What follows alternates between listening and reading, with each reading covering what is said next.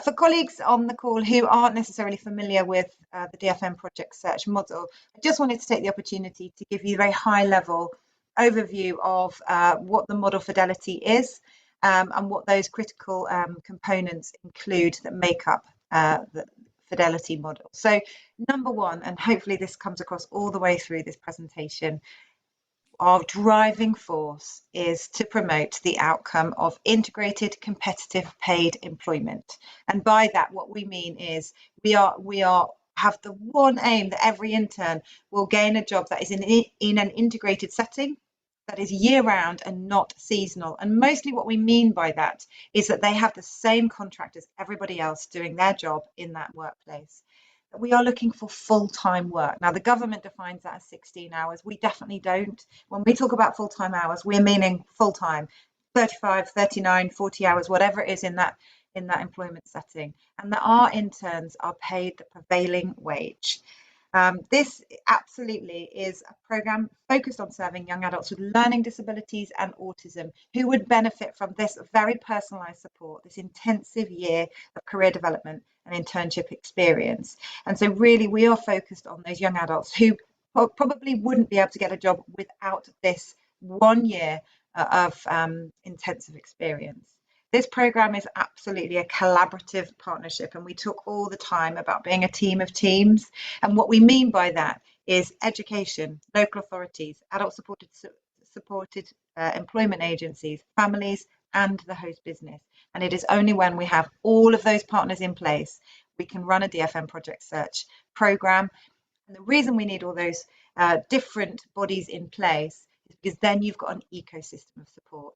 And what we find across all of our sites is they run year after year after year, and they continue to support those interns into jobs and then into promotions. We can't do that without all of those partners. This program is absolutely business focused. It's not business changing for education, it's the other way around. This program is committed, and every partner within it, to continuous improvement, and we really do stand by that. And that this program leads to the acquisition of competitive skills.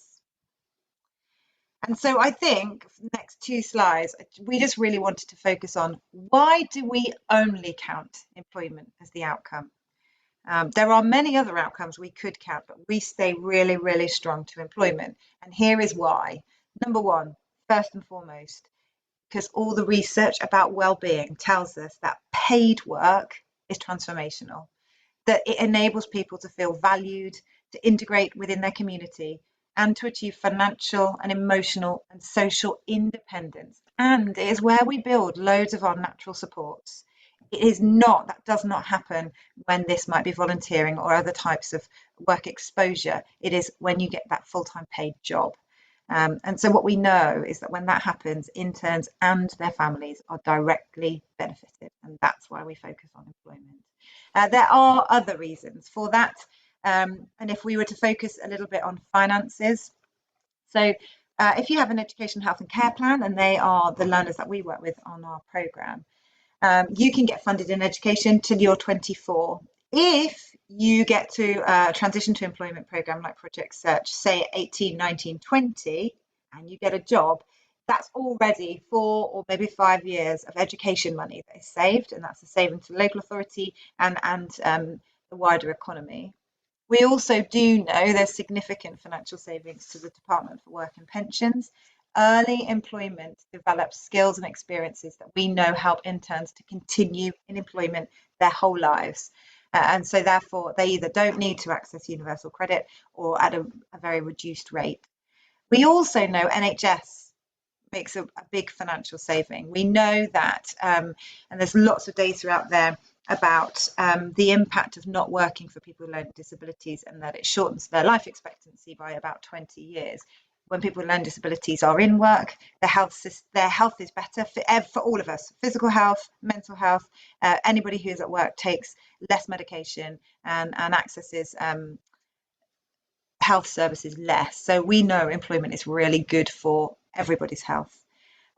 We also then had an external evaluation of Project SEARCH a number of years ago in North Lanarkshire, where really what we were testing out was that social value.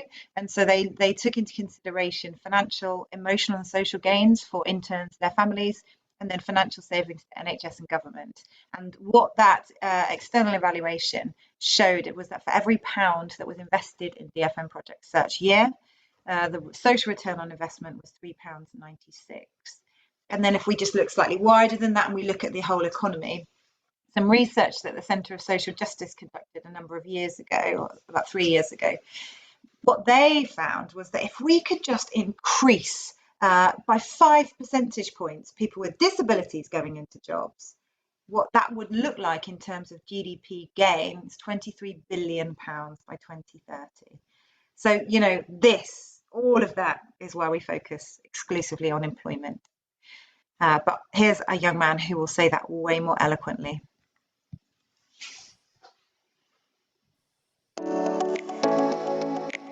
First internship in pharmacy, I was a bit nervous talking, but now more confident now. If they see people sad, you try to put a smile on your face to cheer them up. I had offered a contract, but nice. Earn your own money, spend it whatever you want. I'm really pleased to get a job. On this project, you get a whole year experience. Hopefully for many years to come, I can stay here and enjoy myself. It's brilliant.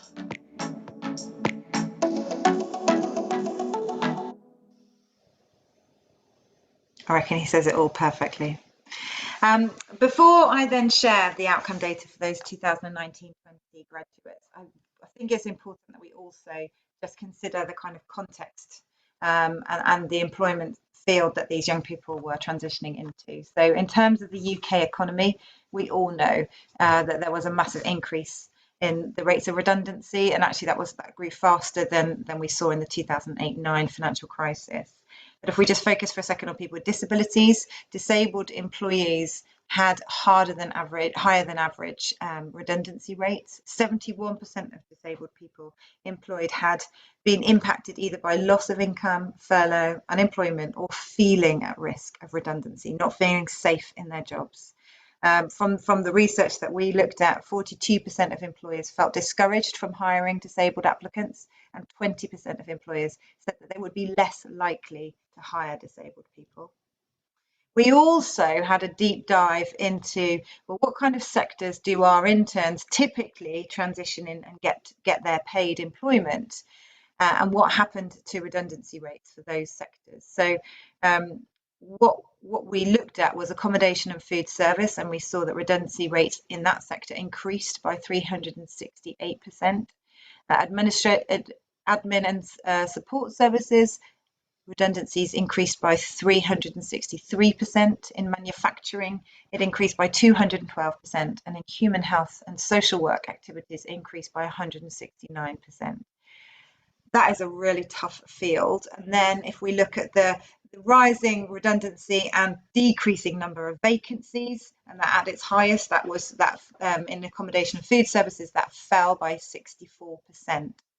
And then to add to that, just thinking about the age of these young adults during the lockdown, young people were more likely to be away from paid work than any other age groups. We also know that 61% of employers surveyed said that they had to cancel all or part of their work placements. And we also in education saw the attainment gap between white European students and those from BAME communities that widened, and looking specifically at those with SEN pupils with special educational needs and disabilities saw a decrease in attainment when compared to learners without a diagnosed learning disability. So, you know, this was a tough set of circumstances. So here we go. I am so thrilled to say that 209 interns secured employment during our national lockdown. And out of those, 175 of those got full-time jobs that were not seasonal, that were paid the prevailing wage and were in an integrated work setting. And I suppose the first thing that I really want to highlight is that the vast majority of those that got jobs were full-time paid jobs. That is everything that we and our partners work so hard to achieve. The average hourly salary for those that got jobs was £8.73, and the average hours secured was 25 hours a week. So we can't make comparisons between that set of data and our longitudinal data, because the circumstances around it are just completely different. But it is really good to remember what are the average statistics for DFN Project SEARCH graduates. So we know that almost 70% of interns on a typical year secure employment, and that nearly 60% get full-time paid jobs. And a good time just to remind us all that the national average for this group is 5.6%. So these interns do incredibly well. Until 2018-19, the average hourly wage secured was £8.26, and we saw that rise in 2018-19 to £8.81. And that 25 hours a week was where we were before the pandemic. So absolutely delighted to have continued that through. I've got a few case studies that we've put in this presentation. We could have chosen from so many, but hopefully these sort of paint a picture that reflect the experience of many of our interns. So this young man, Will, he was on his internships, and actually some of the time he had to have remote job coaching. We've never, ever done remote job coaching, but his team found new and innovative ways to support him. And that was to kind of keep bodies low on the workplace. You know, we had to adhere to lots of social distancing. Now the reason I've highlighted his case is that he actually initially got a 14-week contract. Now, typically we wouldn't be advocating for that, but in the global pandemic, you know, we had to make some alterations. However, brilliantly, that team continued to work with him. They offered follow-along support, and he is now in a full-time paid employment as a warehouse operative. So here is a breakdown of salaries, hourly wages per age group mapped against. So in orange, we've got the DFN Project SEARCH average wage for that age group. And in blue, we have the national minimum wage. And then in the slight turquoise, we have the national real living wage for those that are 25 and over. So what you can see overwhelmingly in every age group is that DFN Project SEARCH interns secure well above the national minimum wage for their age group. When we compare our 25-year-olds, and it's just good to sort of point out, we have very few of those. So although every single intern counts, it kind of skews the data slightly. But what you can see is they just sit slightly below the national real living wage. And so we make sure that we feed all of our data back to our sites, because what we will be saying is anybody who's supporting somebody who's 25 and over, we are always going to aim for that national living wage. And it's really important that we continue to feed that back. But, you know, this really helps us, when we're analysing this, see that these interns are not just getting jobs, they're getting really good jobs that mean that buys them independence and it buys them a life. So then we break it down and we had a look at gender. What does pay look like for females and males on the programme? So for the first year ever, our females secured just slightly higher hourly wage than our male graduates. So females secured on average £8.78 per hour and males £8.72. And so that in itself is not statistically significant, but I think it probably is when we look at it against the UK gender pay gap, which at this moment in time, we see that males on average are paid 6.5% more than females, not so on the DFN Project SEARCH. And when we're analysing this data, and I'm going to go on to talk about ethnicity next, what we're actually testing out is, does everybody have a fair and equal chance of success, regardless of their gender or their age, their ethnic group, their primary diagnosis? Are there any factors that change that? And actually what you will see is no, there are not. People have a fair and equal chance. So having a look at our ethnicity data, darker blue are learners from a BAME community, and then this column here is those from white European background. So our BAME learners on average secured a salary, an hourly wage of £9.07, and those from white European background are secured £8.63. So in fact, for this cohort, learners from a BAME background earned 5.1% more than white European peers. And so that is also really good to assess against the national pay gap in the UK, which sees that white European workers are paid 2.3% more. And then, unbelievably, in London, white European workers are paid 23.8% more. So we feel really, we've fed all of this back to our sites. What we know is that people are being supported as individuals to thrive as individuals, irrespective of any of their protected characteristics. We also have broken it down by country just to get a real sense of, direction of travel. So in England, on average, interns secure 26 hours a week and got a salary of £8.68. In Scotland, it's 24 hours, £8.78. In Wales, it's 25 hours, £8.77.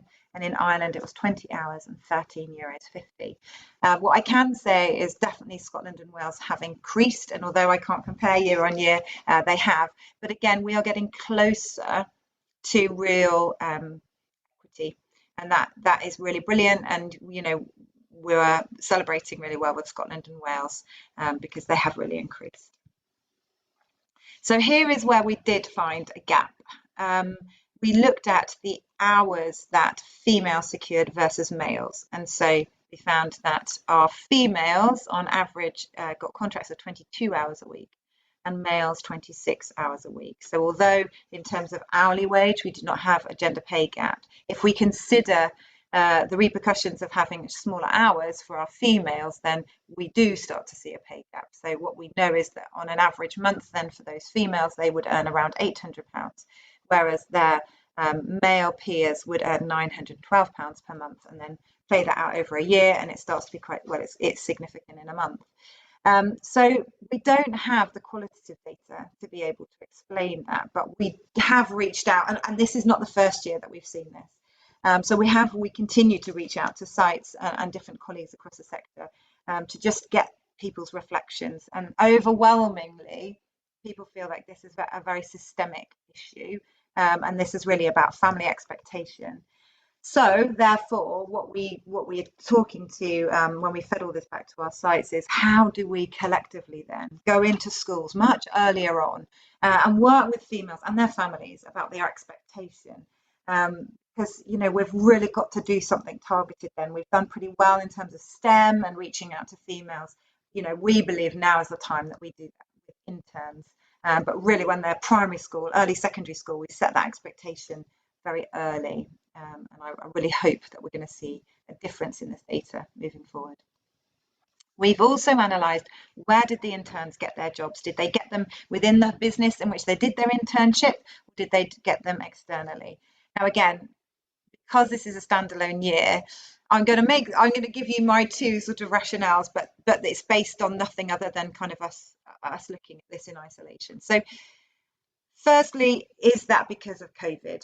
Is that because it was a completely different marketplace? Or is it because our businesses that we work with, and we've got 75 sites now, is it because they are really recognizing that these are an amazing talent pipeline? If they work with interns, they are bringing in some real talent into their business. They're training them for a year and then they're employing them. So I think it will take a couple more years for us to know whether this increase in getting jobs in host businesses is as I suspect.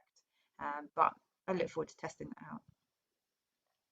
So here is some really interesting data about where did interns get their jobs. So this time last year when I was reporting this, the biggest proportion of interns got jobs in office and admin, and then food prep and food service. And this year, the biggest majority got them in healthcare. So in a minute, I'm going to tell you why I think that's so incredible. But what I would also say is that looking at this side, so this is where we've got the bigger numbers, but also this side too, what that tells us from an analytical perspective is there's really good job development. Nobody's pigeonholed in this, and so it feels like the vocational profiling tool is working very well, that people are being really intentional with the placements that they do, and that they're taking the employment planning meetings very seriously. They're using their networks well, and because there's a whole load of different sectors and roles within this, You know, people clearly are having a very individualized program. But why am I so, I don't know, inspired to see so many going into healthcare? Because that is exactly where the country needed these interns. This is exactly where they needed their skills. They were meeting the labour market demands. They were essential. They are essential workers. And I don't think we've really ever used that term before. And I don't ever want to let it go. But interns were agile and they met this business and societal need and they filled that skills shortage. And so that's something I just really want employers to know. You know, we've got 500 interns now on placements, on the rotations, who are going to emerge from this program ready to fill this massive skills shortage that we hear about in the news at this moment in time. And I really want employers to understand that these are a real brilliant talent pool. But also, I want to emphasise that this didn't happen by accident. It absolutely happened by design. When we went into a pandemic, we as a centralised team pulled all of our partners together. We put on more training about job development. We placed more focus on employment planning meetings and intentional employment plans, because there was absolutely no way that we could let these learners fall off a cliff or get forgotten and get lost. And, you know, we couldn't allow them to be casualties of COVID-19. And our amazing partners responded in the most incredible way. We saw a huge amount of innovation, an amazing amount of sharing resources, sharing risk assessments, supplying all sorts of amazing resources and business continuity plans so that we could keep this provision going at a time when these learners needed us most. And, you know, we really did. This sort of 700 people in this network, and people came together in a way that was just phenomenal, and it worked. These young adults are thriving. So here's a good example of where things had to change, but you know, there was huge success. So I could have picked from loads. The North Devon District Hospital in Barnstaple, they were in the hospital, COVID-19 hit, and lots of the departments couldn't offer rotations. So instead of kind of becoming defeated, they were really tenacious. They used Twitter and news bulletins and articles in the hospital magazine, and they raised the awareness and they attracted more and different departments across the hospital. And they also divided the interns into two groups so that they could maintain social distancing. And so, just as an example, this young man, he was an intern. He did a rotation in microbiology department, and so he started off as a runner, moving samples and documents around the department and hospital. And they were so impressed with him that he now works full time. And some of his key roles are processing urine, MRSA samples, as well as COVID-19 samples. He couldn't be more frontline. Amazing. I just want to spend a moment or two doing a spotlight on NHS. So over this period of time, 55% of our interns were in NHS settings. 69 were employed by the NHS. Out of those 69, 83% of those got full-time jobs in an integrated setting, non-seasonal, paid the prevailing wage. On average, those employed within NHS settings got 27 hours a week contracts. That's 2 hours more than our average. And their average hourly wage was £9.14, again, above that average. So one incredible thing that happened during COVID-19, right at the beginning of the pandemic, we reached out to NHS England. We're at that time 42 hospital sites across the UK. 22 of them were NHS England. But our relationship wasn't on a strategic level with NHS England, it was with all the different individual trusts. So we just extracted out the NHS data and we played it back to NHS England. Because we just didn't know if they knew as a collective what an incredible impact they're having and what amazing opportunities they offer. And so it's through those discussions and us talking about the fact that there are all sorts of incentives coming out to support minority groups, except people with learning disabilities. And so suddenly there were financial rewards for employers to work with all sorts of different groups, but not people with learning disabilities. And so we reached out to Europe's biggest employer and said, you know, form a partnership, a strategic partnership with us. And they absolutely brilliantly did. And they have funded an additional 42 DFN Project SEARCH sites across NHS England settings, which means that we can reach an additional 500 interns when they need us now. And really what we were talking about, the fact is that so many of these interns will age out of education during the pandemic. Well, that can't just be hard luck. We've got to then create more opportunities.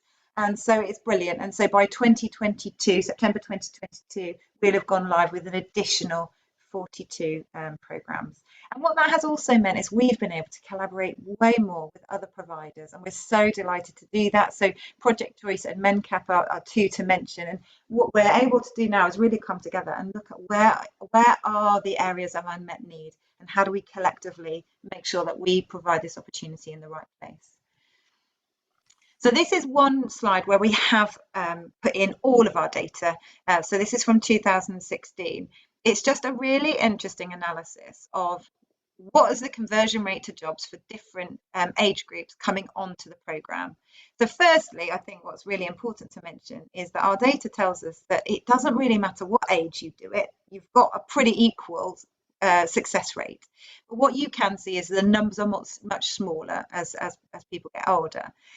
But if we're talking about saving money and making sure that people get this opportunity at the right time, there's some really good evidence to say in here that actually if you're 18 or 19, coming on the programme, you have a really, really high level of conversion rate to jobs, and that's our biggest numbers.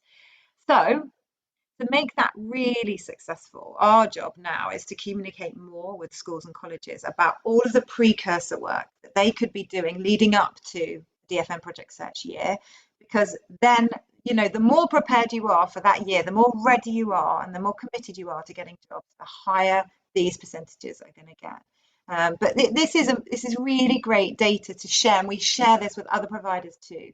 You know, there's a really good business case here that we put the right support in at the right time, and these interns thrive.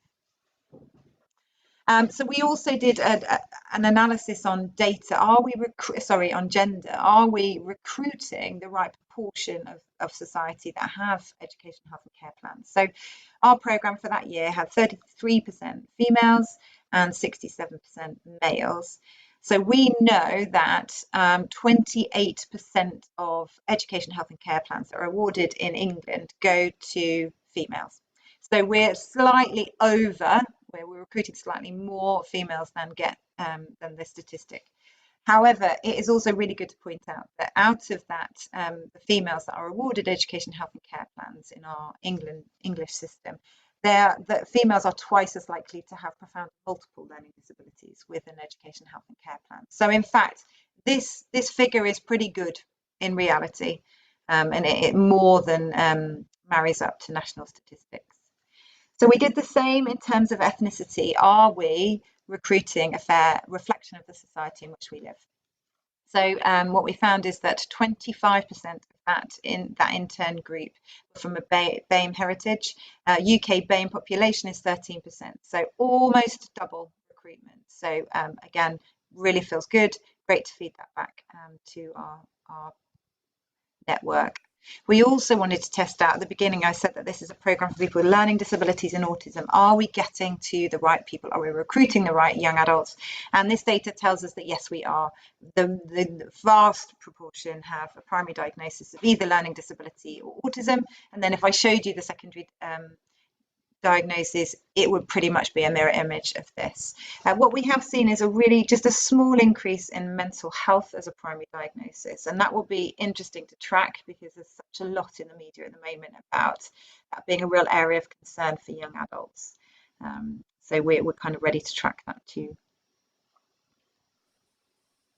So we, you know, as much as sharing the amazing outcomes, it is so important that we also work hard to understand who didn't meet the criteria. So we had 209 got jobs, 175 got full-time jobs that meets our criteria. So what happened to those that didn't? What is it? Which bits of the criteria didn't they meet?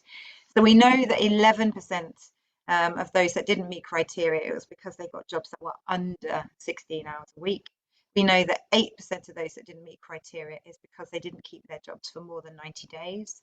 And we know that 7% of those that didn't meet criteria, it was because their job was seasonal.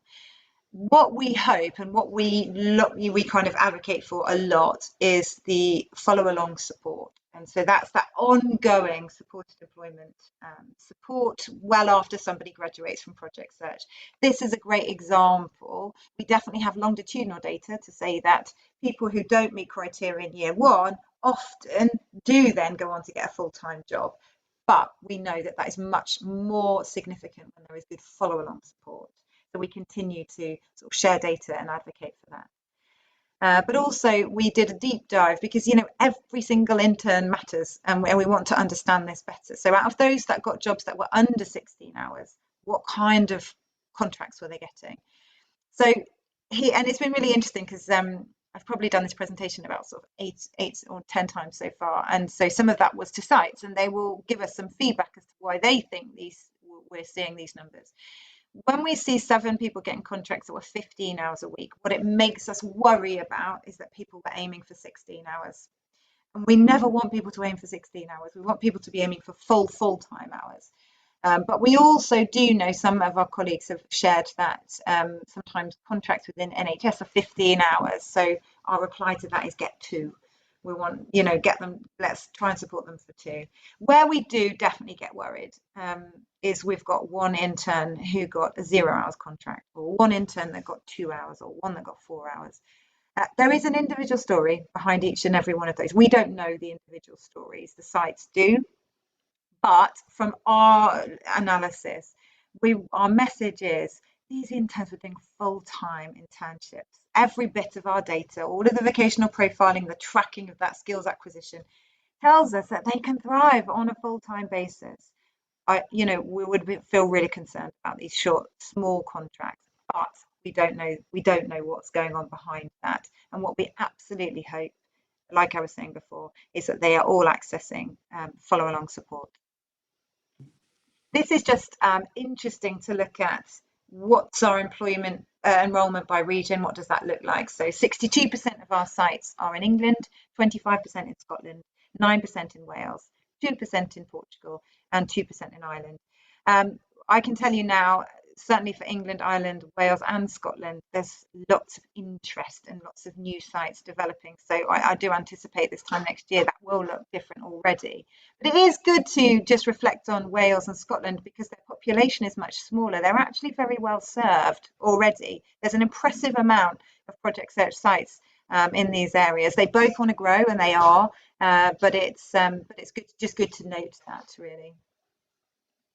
I think something really brilliant to share, and again, this is all thanks to our incredible partnerships across the country. We were able to start 14 new programs during the pandemic, so they've gone live now in September, but the lead-in time, all of the training that we do, it takes between 9 and 12 months. So these are partnerships coming together when we were literally in lockdown, saying, yeah, we still are behind this. We absolutely have to make this happen. And what I'm really just think is so brilliant is the numbers are really strong on all of these too. We are typically try and place between 10 and 12 interns in each new site or in each site. It just, you know, I think it speaks volumes in what happens when you get a community who really believe in this, and businesses who say, you know, yeah, we really want to improve our inclusion and diversity. We want to play a part in this life-changing journey. So yeah, it's awesome. And if we can do this as a partnership, if we can do this in a global pandemic, imagine what we can do when we're not. Just a few key highlights that we think have gone really well during the global pandemic. NHS contract was really brilliant. Like so many other providers and businesses, we were able to sort of pivot quickly and develop our own online networking and training offer. We spent a year developing a new international curriculum, and it really has been a very international experience. So we've had our team and teachers from the UK collaborating with teachers in the US, as well as a professor in occupational therapy and a professor in curriculum design. And together we have created, with some business providers, what we think is really best practice curriculum. And then what sits below every bit of that curriculum are all the lesson plans. And that what is threaded all the way through it is a healthy relationships curriculum, as well as literacy and numeracy. And we're really excited. This year is a kind of test and learn year, and we've got some super user groups feeding back to us. But then it is our ambition to get that accredited across England, Ireland, Scotland and Wales.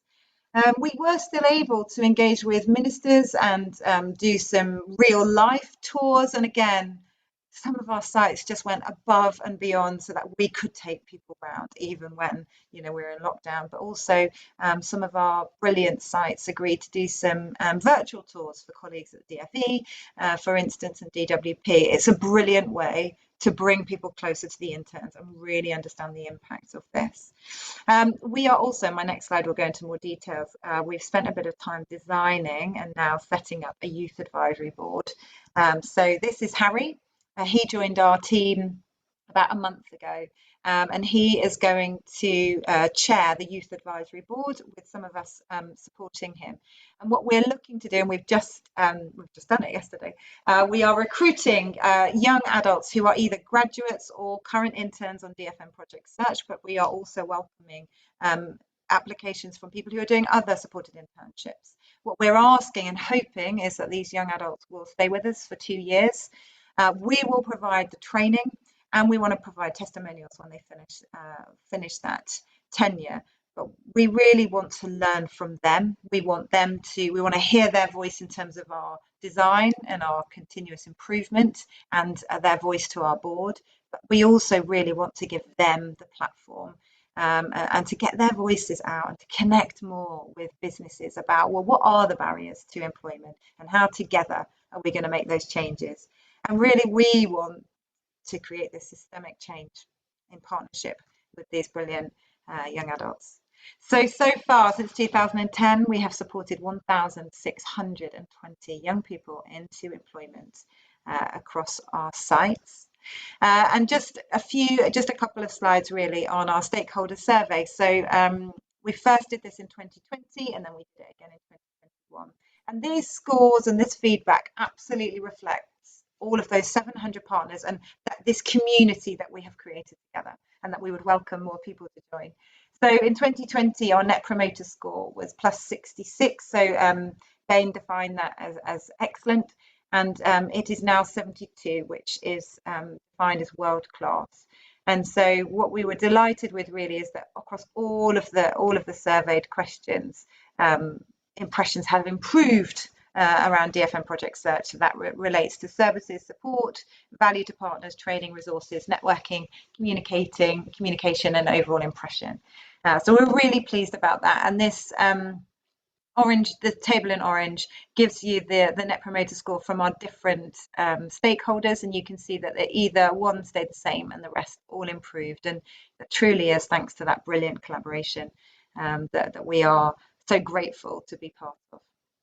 But a few of the key highlights. So I think the great thing is that impressions are rising, that we collectively, everybody agrees that the DFN Project SEARCH is high aiming. And my lived experience from working in education is that people live up to expectation. If we are high aiming, everybody achieves great things. That we as a collective are committed to continuous improvement. That means a lot to us. That is, absolutely part of our model. That together, DFN Project SEARCH achieves results. Super important. That goes back to those slides about why do we only focus on employment. That together we are creating a social movement for change. We've got to. Data, that 5.6% has not really changed in the last 40 years. Now is the time. It has to. That lots of people feel that working with DFN Project SEARCH makes them feel proud of their organisation. That means a lot to us, but maybe even more, working with DFN Project SEARCH makes us as individuals, all of our partners, it makes them feel like they are making a difference. And that is super important, and we must never lose sight of that. So we also asked for people to tell us, well, what is it they wanted us to improve? And so here are the kind of key common themes. So one was around communication. We launched an app in COVID-19, and we're really pleased to do it. But now people want it to be a bit whizzier, and they're right. So that's good feedback, as well as the website. What people are saying to us is, because we have a big membership portal and it's amazing, and it's where all the resources and the training, the data analysis sits. But really, people want to come onto the website and be able to get to those resources earlier. So great feedback. We are working on it. But also, people said that they wanted us to have more frequent newsletters, and they wanted to set out a schedule. So we've done that, and then we're enjoying that process. Networking. So what was really great is we used to have sort of networks and network meetings, but we were able to flip that online, and we changed them really to become communities of practice. And oh my goodness, did we see collaboration like perhaps we've never seen before. So that was we were thrilled to do that. And so through those community of practice, certain groups said, well, would you do some inset days throughout the year? Great feedback. So we did our first inset day at the beginning of September, and that brought together tutors and job coaches from across the whole country. It was really well attended. It was so buzzy, yet it was online, and it just was very, very innovative. I think we all did some great learning. So we will continue to do that, to share best practice. Visibility, what our partners, stakeholders are asking now is that they want us to build relationships with cornerstone organisations, big companies across the country who are willing to be strategic partners and say, yes, we understand you are training these young people. We want to think of them as our pipeline of talent too. We are going to change the way we recruit. We will offer different forms of interviews or work trials, and we'll know that they've had a good quality transition to employment program because they did the DFN Project SEARCH. In terms of training, some of our sites and reporting groups have said that they would like us to try and get some of our training accredited. We offer some mandatory units before anybody starts delivering Project SEARCH, and so actually that's a great call. We could look to try and get that accredited. That would be something really great for all of our partners, but also could we award CPD hours? So we're looking into that. And people would like us to continue to anglicize our resources. So we absolutely are. So in terms of us as a centralised team, what do we think for the next year for DFN Project SEARCH? Well, number one is getting all our partners back to that model fidelity. People had to make adaptations last year, of course they did. But what we do know is that all our data says, the closer we are to model fidelity, the better the outcomes for the vast majority of our interns. So we've put more resource, more training into bringing all our partners back, running loads and loads of mandatory units all over again. So yeah, I think, and that's being well received so far. We will deliver on our 42 new NHS sites by September 2022. We are going to support and really enjoy working with Harry and the Youth Advisory Board and learning from them about what do we need to advocate on their behalf and what can we do to improve our model through their lived experience. We are absolutely committed to reaching out to these cornerstone employers, and as ever, we continue to lobby and work with DWP about how we refine the Access to Work fund, because what we know, and I think we're in such a great position because we have so many interns, we can evidence what happens when that money is used really well, when the system works, and those young adults transition to work. So it's our job to pull together more of those case studies, and certainly John and I are also working with an external organisation about helping us to develop that investor save case, and so all of that information and research would feed into that, and then that's our job to share that, but also to present that to government. So here are our contact details. We really would love to hear from any new partners who are hearing this kind of data and information about Project SEARCH for the first time, but also thank you to those of you who are continuous supporters of DFN Project SEARCH. I'm going to stop presenting now and stop sharing even, and let's take some questions or reflections. But thank you so much, everybody, for listening. Thank you.